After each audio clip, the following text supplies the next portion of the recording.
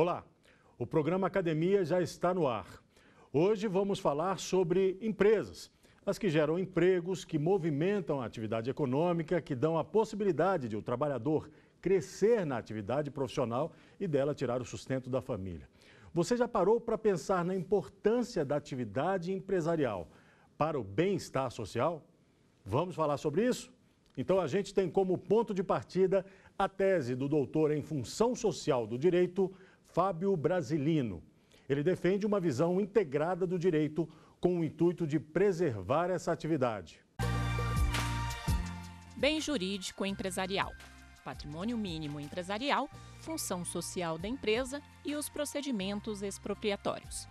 Tese apresentada ao doutorado em função social do direito da FADISP como requisito parcial para obtenção do título de doutor em direito, sob orientação do professor doutor Flávio Tartucci. Historicamente, fala-se que o comércio surgiu a partir dos processos de trocas na antiguidade, mas com o tempo e a normatização surgiram as empresas. A atividade é indispensável não só para a economia, mas para a existência e a manutenção da vida em sociedade e para as necessidades humanas. Se antes era vista apenas como instrumento de riqueza para os donos de negócios, geradora de empregos e receitas tributárias, agora outras obrigações são impostas no intuito de efetivar as leis e normas que regem o comércio no país e geram também o bem-estar social. E qual o caminho para a harmonização e valorização das trocas comerciais, que são extremamente relevantes? É o que você vai ver agora no programa Academia. E para debater este assunto com a gente, participam do programa os doutores em Direito, Ivo Teixeira Gico Júnior e Henrique Araque.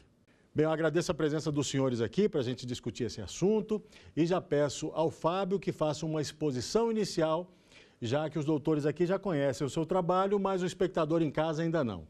Então, eu queria que o senhor se dirigisse ao espectador e falasse sobre o que é que nós vamos discutir aqui pela próxima meia hora. Seja muito bem-vindo e fique à vontade. Obrigado, Matula. Obrigado aos presentes. Para que a gente possa entender, Matula, o coração da minha obra, primeiro eu preciso explicar de onde que surgiu esse problema. Esse problema e essa ideia de defender o bem jurídico empresarial, ela nasceu da minha prática da advocacia, em que uma empresa que eu advogava, ela foi surpreendida por uma penhora online de R$100 mil. Esses valores que seriam utilizados para pagamento dos seus funcionários, nós tivemos vários problemas em decorrência disso, né? Foi alegada a impenhorabilidade nessa execução fiscal, por meio de uma exceção de pré-executividade, mas no decorrer deste processo, o que aconteceu é que os trabalhadores ficaram sem receber. Concomitante a isso, o sindicato entrou com um pedido cautelar e houve bloqueio de outros valores que essa empresa tinha para receber. Diante dessa situação, o Poder Judiciário não trazia uma resposta ao meu cliente, mas de certa forma também não trazia uma resposta a esses trabalhadores. Pois de um lado eu tinha esses R$100 mil bloqueados, em tese para pagar uma execução fiscal, de outro eu tinha um bloqueio judicial trabalhista, só que também os trabalhadores acabavam não recebendo. Fim disso tudo foi que a empresa acabou em total insolvência. Então ela fechou as portas e na época foram 50 trabalhadores mandados embora, não receberam suas verbas mensais, não receberam suas verbas rescisórias. Diante dessa situação, isso me comoveu muito, não apenas na condição de advogado daquele empresário, mas também com todas aquelas famílias, pois nós estamos falando de trabalhadores que recebiam aí próximo ao salário mínimo, quando muito um salário mínimo e meio. Como nós sabemos, esses valores é para o próprio sustento. Senão, eles já até comeram esses valores, vamos assim dizer. Diante disso, eu comecei a pensar a importância que nós temos e de fazer esse estudo para que eu pudesse verificar o que a nossa legislação pode contribuir diante dessa situação, tendo em vista essa importância da empresa. Só que quando eu tive esse problema, eu fiquei com a seguinte dúvida. Se a empresa ela tem uma importância, de um outro lado, o crédito a se receber ele também tem. Então, nós temos de um lado um empresário que gera esses trabalhos, que exerce essa atividade, mas de outro lado nós temos os credores. E como que a gente pode compatibilizar essa ideia de preservação da empresa e também satisfazer o crédito? Para que eu pudesse responder essa pergunta e essa dúvida que eu tive que estudar o próprio conceito do termo empresa. Então, o que nós entendemos como empresa? Quando eu digo preservar a empresa, quando eu digo função social da empresa, esse termo empresa, o que ele está querendo dizer? É empresa no sentido de empresário? É empresa no sentido de atividade econômica?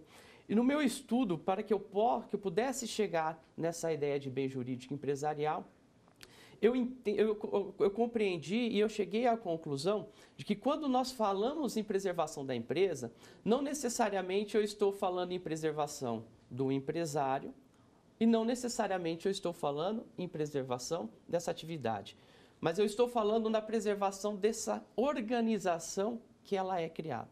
E quanto a isso, a nossa legislação ela traz todas essas questões, principalmente a Lei 11.101, que é a Lei de Recuperação e Falência, que ela se preocupa nessa ideia de preservação da empresa, ora protegendo o empresário, mediante uma recuperação judicial e com todas as benesses que isso nos traz, e ora protegendo a atividade, que seria o caso daquele empresário, que ele de fato não consegue ou não conseguirá sair dessa situação de insolvência, eu retiro ele, mas eu mantenho essa atividade, eu mantenho essa organização que eu chamo de bem jurídico empresarial e que na minha tese, para eu dar sustentação dentro dessa perspectiva de impenhorabilidade, eu elevo esse bem jurídico à categoria de um bem difuso.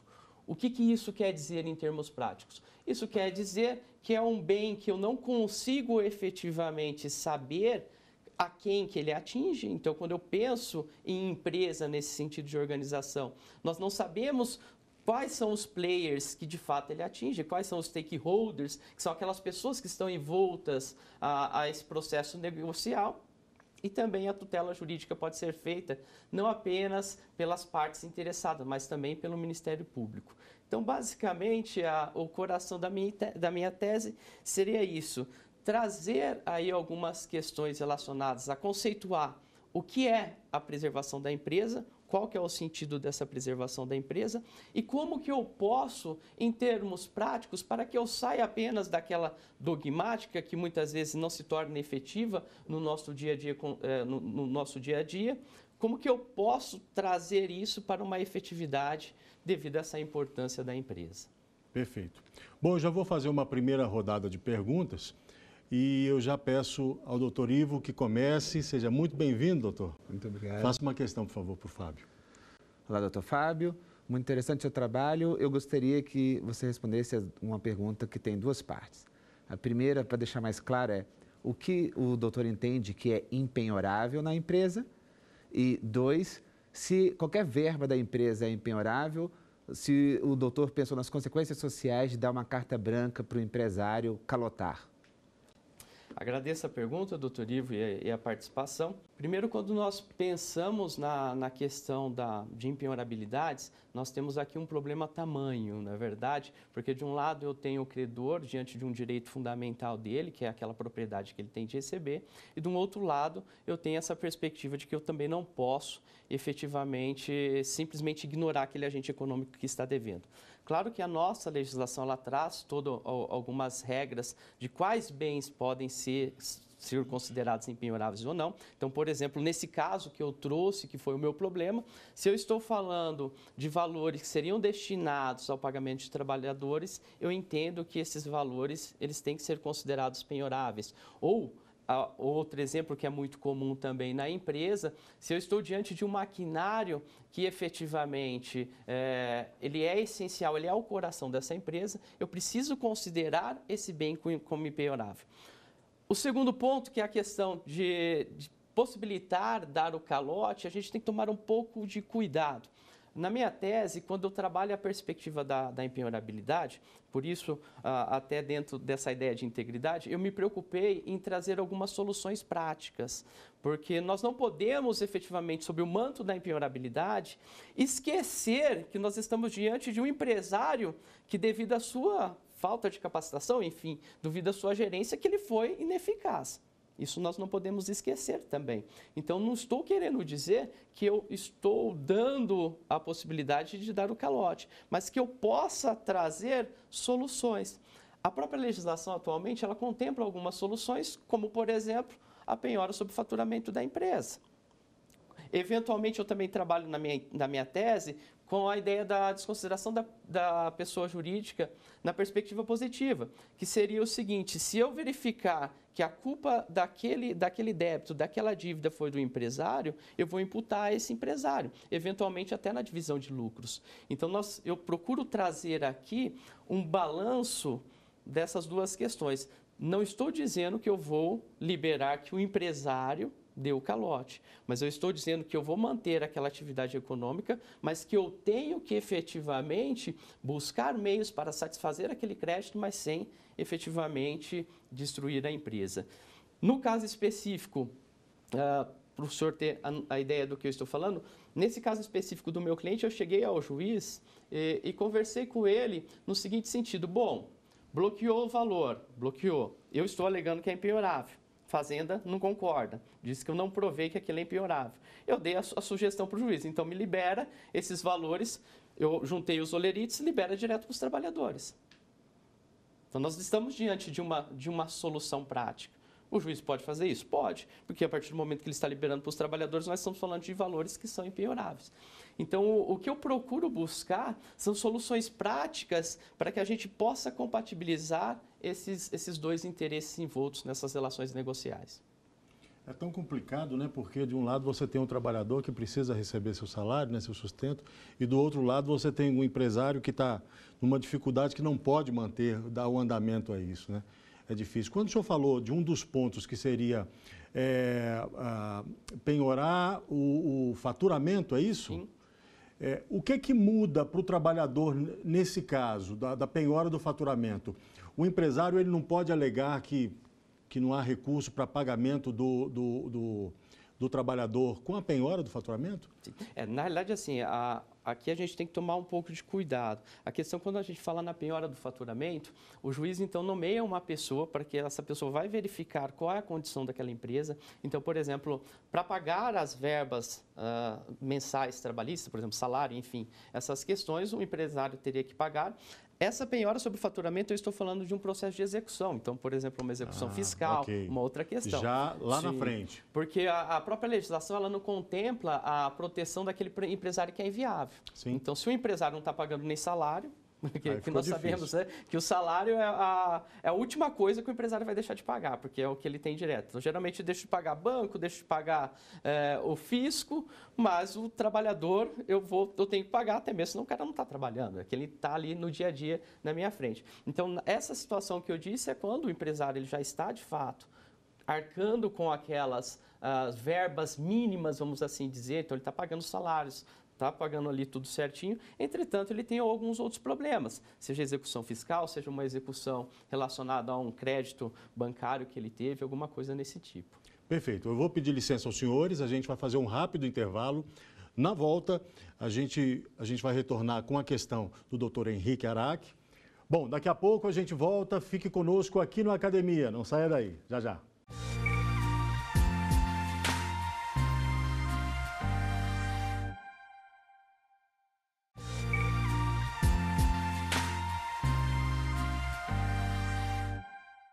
Estamos de volta com o programa Academia, hoje falando sobre a importância da atividade empresarial para o bem-estar social.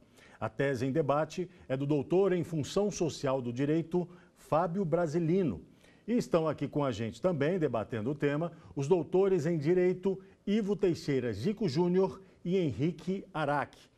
Bom, e sobre esse trabalho eu já tenho aqui o Bem Jurídico Empresarial, Fábio Brasilino, que é a publicação já, né, o resultado, né, Fábio, do estudo. Isso. Me fala um pouco sobre esse livro aqui.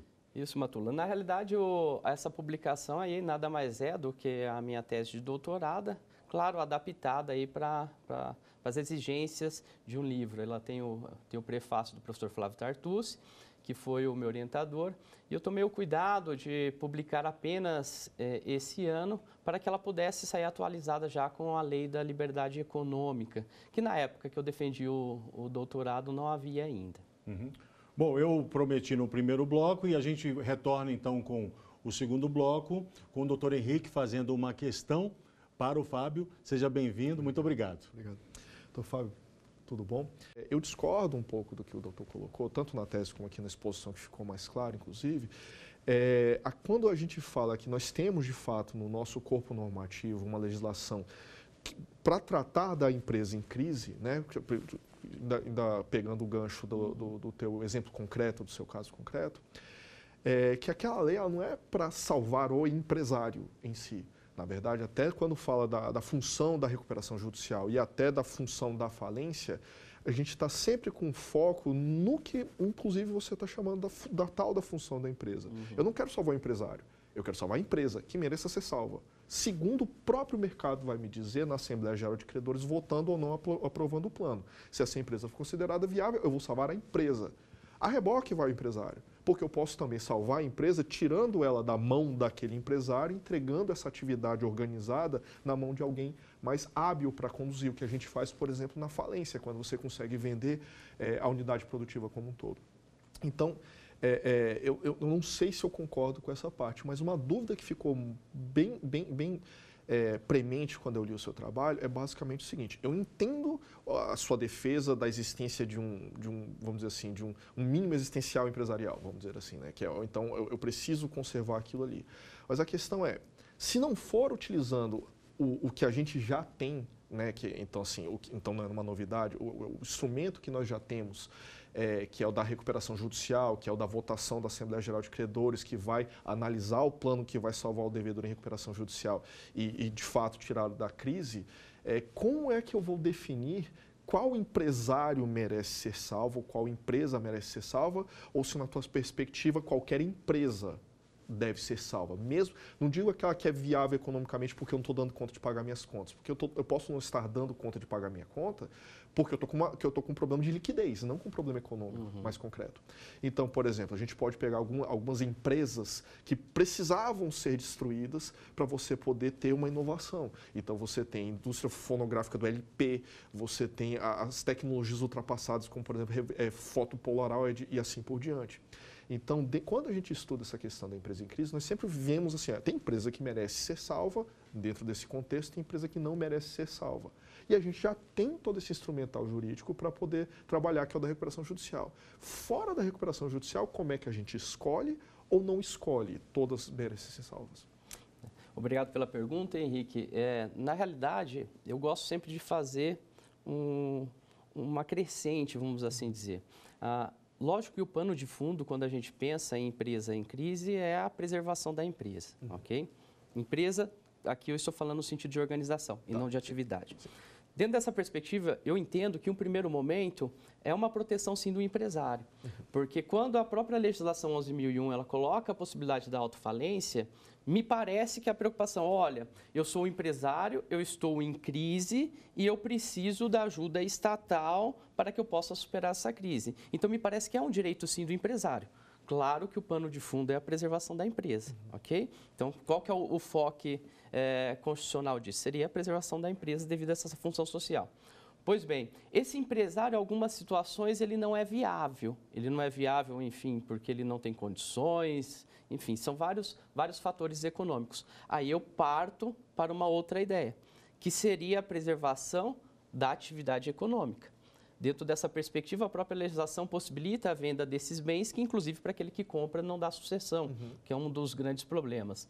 Só que existem algumas atividades que ela também não tem como efetivamente ser recuperada. Aqui eu cito um exemplo de Londrina. Em Londrina, até uns 2 anos atrás, havia uma locadora.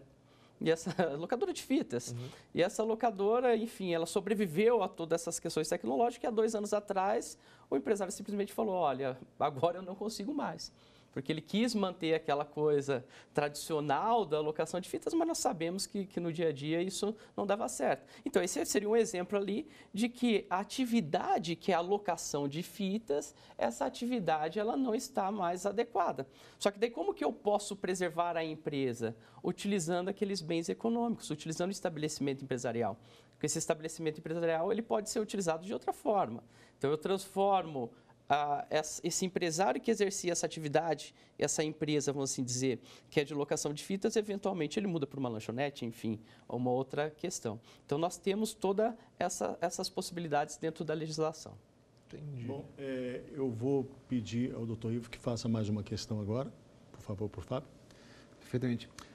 Doutor Fábio, apenas para ficar mais claro para o público e para mim a sua posição, a lei estabelece claramente quais são as hipóteses em que pode não haver a penhora de certos bens, ou seja, os bens que são impenhoráveis. Sim. A sua tese é no sentido de que a lei deve ser mudada ou o doutor está defendendo que se torne impenhorável bens que a lei diz que é penhorável? Eu defendo que efetivamente se respeite a lei. Então, se nós já temos uma legislação que fala de vários bens que são impenhoráveis, é por óbvio que eles têm que ser respeitados. Mas eu também trabalho dentro da minha tese eu não faço nenhuma proposta de projeto de lei, né? Então, se eu pensasse, falar, vamos ter que modificar, eu teria que ter feito uma proposta, não foi o caso. Mas eu fiz um estudo de algumas situações onde há a interpretação da legislação vigente, como, por exemplo, um recurso especial que foi julgado, que se originou do Rio Grande do Sul, em que ele considerou impenhorável um imóvel de titularidade da pessoa jurídica, considerando ele como bem de família. Então, nós tínhamos lá 2 irmãos que efetivamente pegaram esse bem e afetaram para a atividade empresarial, ou seja, transferiram esse bem para o nome da pessoa jurídica, e em decorrência disso, houve uma penhora nesse bem. Entretanto, ali também era a casa que eles residiam, e o STJ reconheceu como impenhorável. Então, eu trabalho dentro dessas perspectivas, tanto do que há na legislação e também essas interpretações que os próprios tribunais têm feito. Claro, não propõe nenhuma inovação, não propõe nenhum projeto de lei. Pois é, eu queria perguntar para o senhor, na atual legislação, bom, ela é satisfatória, em primeiro lugar, para atender tanto os interesses de um quanto de outro, ou seja, de todos envolvidos na crise de uma empresa. Essa legislação que a gente tem hoje, na sua opinião, ela é satisfatória, é suficiente, ou o senhor poderia sugerir algo, o senhor sugere alguma coisa no seu trabalho? É sempre engraçado, né, Matula? Quando a gente fala se é satisfatório ou não, a gente já espera uma resposta, né? Então, ao meu ponto de vista, a Lei 11.101, isso é uma discussão que ela é feita dentro da academia, ela não é satisfatória. Ela é uma legislação que ela tem um cunho privado, mas ela tem aquela pegada pública, vamos assim dizer, publicista do direito. Mas ela é uma legislação tanto quanto confusa em algumas situações, o que torna essa legislação não operável. Então, quando a gente pensa, por exemplo, que diante de uma crise de empresas, eu vou ter credores de ordem civil e empresarial, credores gerais, eu vou ter credores consumidores, eu vou ter credores trabalhistas, eu vou ter credores oriundos das questões tributárias. Então, tem diversos credores que nem sempre a legislação vai contemplar. E ela não traz a solução para isso, muitas vezes. À guisa de exemplo, se eu estou diante de uma recuperação judicial, tem vários créditos, várias dívidas, vamos assim dizer, que elas não entram.